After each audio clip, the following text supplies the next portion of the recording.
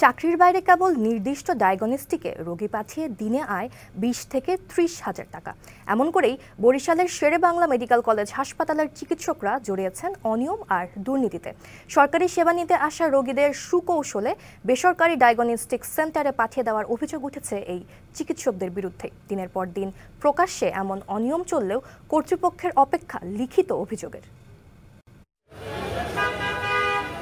Barishal Sherebangla medical college হাসপাতালে রোগী ও স্বজনদের দালাল এবং বেসরকারি ডায়াগনস্টিক সেন্টার থেকে দূরে থাকার সতর্কতামূলক নির্দেশনা দিয়ে মাইকিং চলে প্রায় প্রতিনিয়ত। দালাল মোটা অঙ্কের কমিশন খাবার জন্য। তবে এই মাইকিংয়ের সতর্কবার্তাকে বৃদ্ধাঙ্গুলি দেখাচ্ছেন খোদ ডাক্তাররাই। এই হাসপাতালের একজন ডাক্তার মোহাম্মদ শাহরিয়ার হক, মেডিসিন বিশেষজ্ঞ এই চিকিৎসক তার প্রাইভেট ডায়াগনস্টিক সেন্টারের চিরকুট হাতে ধরিয়ে দেন। রোগীরা জানান সরকারিভাবে কোনো টেস্ট করে আনলে সেটা গ্রহণ করেন না তিনি, এমনকি নিজের ডায়াগনস্টিক থেকে টেস্ট না করালে সেই রিপোর্টও দেখেন না। লাইফ কেয়ার এইটা মানে এইখানে যাইতে বলছে, এর জন্য আমরা এখানে যাচ্ছি। আমাদের বলছে এই টিকিটটা দিয়েছে, বলছে তোমরা এখানে যাও কইরা নিয়ে আসো। ডাক্তারের তার সাজেস্ট হয়েছে, পরামর্শ হয়েছে যে আপনারা যদি ভিতর দিয়ে করান তাহলে আপনার রিপোর্টগুলো স্পষ্ট পরিষ্কার পরিচ্ছন্ন আসে না। অভিযোগের পুরোটাই অস্বীকার করেন হাসপাতালের এই চিকিৎসক। না আমি এখানে রোগী দেখিও না, এখানে আমি রোগী দেখিও না, যাইতে বলিনি। রোগীর লাগবে আস্তি করানো যাবে, ঠিক আছে, কাছে বলে বাড়িতে করান, পরে আমাকে দেখান, ঠিক আছে, কিন্তু আমি এখানে যাইতে বলিনি, এটা কেসে আমি জানিও না।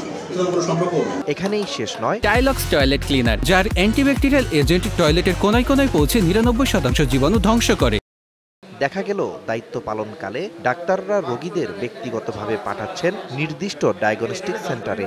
না আমার সাথে কারোর সাথে কোনো চুক্তি নাই, ঠিক আছে। হ্যাঁ, রোগী আমারে বারবার জিজ্ঞেস করছে, সেই সোর্সে আমি বলেছি। হ্যাঁ, ব্যাপার বুঝছেন, সে যদি আমার কাছে অন্য জায়গা থেকে করে, কোথাও থেকে, সেখানে আমার কোনো হেডেক নাই।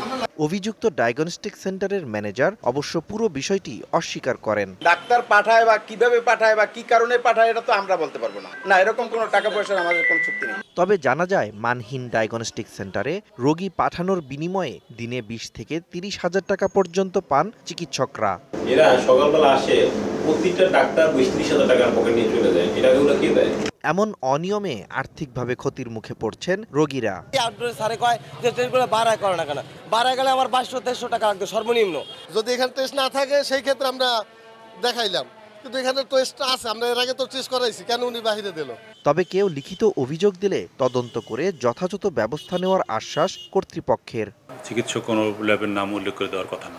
অভিযোগ যদি আমরা পাই, যদি আমরা সুনির্দিষ্ট অভিযোগ পাই, তাহলে আমরা তদন্ত করে বিষয়টা সত্যতা যাচাই করে ব্যবস্থা নেওয়া। কর্মকর্তা বা কর্মচারী তারা যেন নীতির বিরুদ্ধে কাজ করাটা এত তো অনৈতিক একটা কাজ। এ ব্যাপারে কোনো আমরা আমাদের বিভাগীয় পরিচালক স্বাস্থ্য কার্যালয়ে কোনো ধরনের ছাড় দেওয়ার কোনো সুযোগ নেই। ভুক্তভোগী ও তাদের স্বজনরা চাইছেন যথাযথ তদন্তের মাধ্যমে দোষীদের শাস্তির আওতায় এনে এই অনিয়মের স্থায়ী সমাধান।